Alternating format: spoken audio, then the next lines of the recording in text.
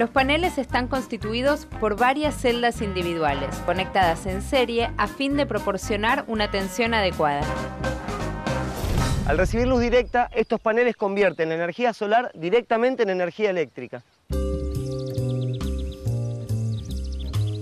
Por el momento no es razonable pensar en centrales eléctricas constituidas por paneles fotovoltaicos. La tecnología todavía no avanzó lo suficiente. Por eso el uso de estos paneles se limita a situaciones puntuales, como las de algunas comunidades aisladas del interior de nuestro país a las que no les llega la luz eléctrica. En esos casos, las empresas de distribución eléctrica instalan en las casas un panel fotovoltaico pequeño conectado a baterías. De esta manera, sus habitantes pueden tener, al menos por unas horas al día, electricidad para escuchar radio, iluminar, usar la computadora, etc. Hablar de la historia de la energía solar sería prácticamente hablar de la historia de la vida desde el comienzo. Sí, Quique, pero mejor vamos a contarla a partir del descubrimiento del efecto fotovoltaico. El efecto fotovoltaico fue descubierto en 1839 por el físico francés Becquerel. Recién en 1883 se construyó la primera célula solar. Albert Einstein obtuvo el Premio Nobel de la Física por la explicación del efecto fotoeléctrico, pero la aparición de una tecnología utilizable recién llega con el desarrollo de la industria aeroespacial. Los satélites y las sondas en órbita poseen paneles fotovoltaicos que cubren sus requerimientos de electricidad. Esto se logra gracias a la mayor irradiación solar que obtienen por estar fuera de la atmósfera.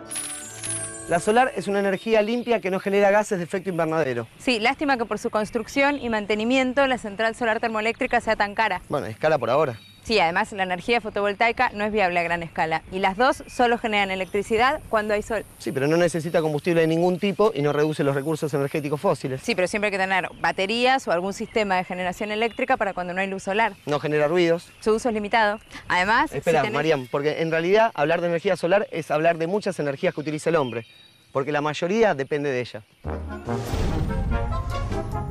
Las diferencias de temperatura causadas por el sol en las distintas masas de aire provocan los vientos que se usan para generar electricidad. El sol también es el motor del ciclo del agua. Este genera evaporación y lluvia que alimenta los ríos que se usan para generar hidroelectricidad. Gracias al sol se desarrollan las plantas y los árboles mediante la fotosíntesis. Estos vegetales nos permiten utilizar la madera como leña o carbón vegetal. Y como si fuera poco, con el paso de millones de años, los restos del mundo vegetal y animal enterrados originan los combustibles fósiles, carbón, petróleo y gas utilizados como fuentes de energía. La energía geotérmica, que proviene de las entrañas de la Tierra, la de las mareas, que depende del ciclo lunar, y la nuclear, que proviene de la energía interna de los átomos, todas son independientes del Sol. ¿No sentís como un olor a quemada? ¡Uy, las papas! Te dije que se hacían en una hora.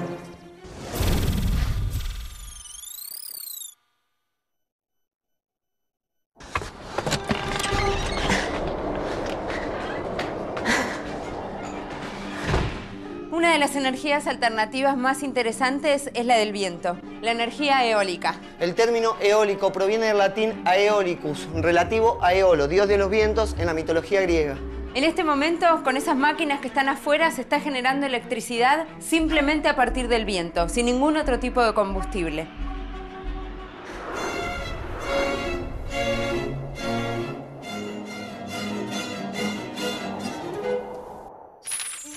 La fuerza de los vientos fue una de las primeras formas de energía naturales que aprovechó el hombre para desplazarse y a través de molinos moler granos o bombear agua. La primera referencia histórica del uso de los molinos data del siglo V a.C., en una zona cercana a Irán y Afganistán. A lo largo de la historia se han desarrollado diferentes modelos de molinos de viento. En la actualidad, el aprovechamiento de la energía eólica está orientado a la generación de energía eléctrica. Pero no por eso se dejaron de usar los clásicos molinos de viento de las pampas para bombear agua. Si estos molinos fueran reemplazados por bombas eléctricas, para obtener la misma cantidad de agua demandarían un consumo muy importante de energía eléctrica. Alrededor de 360.000 molinos en nuestro país permiten aprovechar una energía cercana a la generada por 130.000 toneladas de petróleo.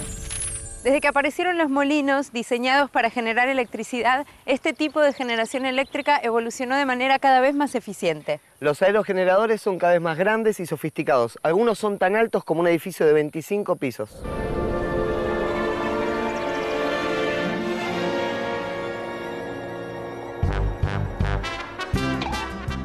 Un aerogenerador está compuesto por los cimientos, la torre, la góndola, las aspas, el rotor y la conexión a la red eléctrica.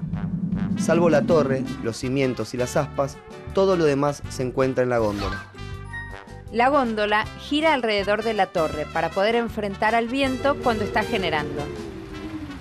Las aspas y el rotor giran por la energía cinética del viento que transmite su movimiento a una caja de engranajes.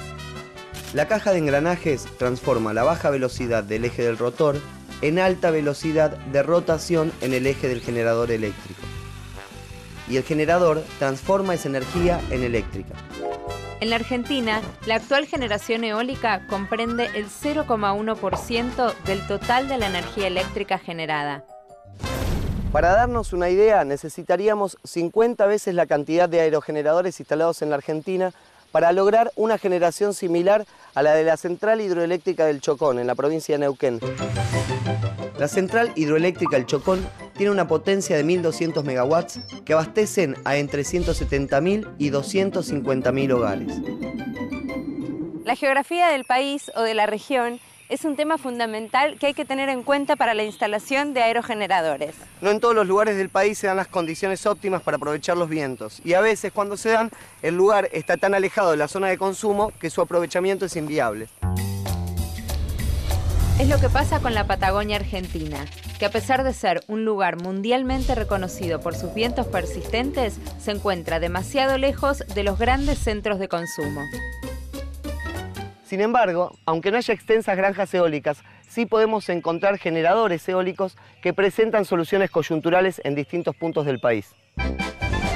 Por ejemplo, en Comodoro Rivadavia, donde se encuentra la mayor generación eléctrica de este tipo. Radatili, Claromecó, Darragueira, Mayor Buratovich, Punta Alta, Tandil, Cutralcó, General Hacha y Pico Truncado. En abril de 2009, IMSA puso en marcha el primer molino eólico en el Tordillo Comodoro Rivadavia. Este molino forma parte del Plan Estratégico Nacional Eólico de la Argentina. Dicho plan prevé en una primera etapa la instalación de 60 megawatts eólicos en la provincia de Chubut. ¿Quique, tiene alguna contra este tipo de generación? Algunos de los impactos ambientales atribuidos al uso de la generación eólica a gran escala recién están comenzando a ser estudiados. Ejemplos de ellos son el impacto en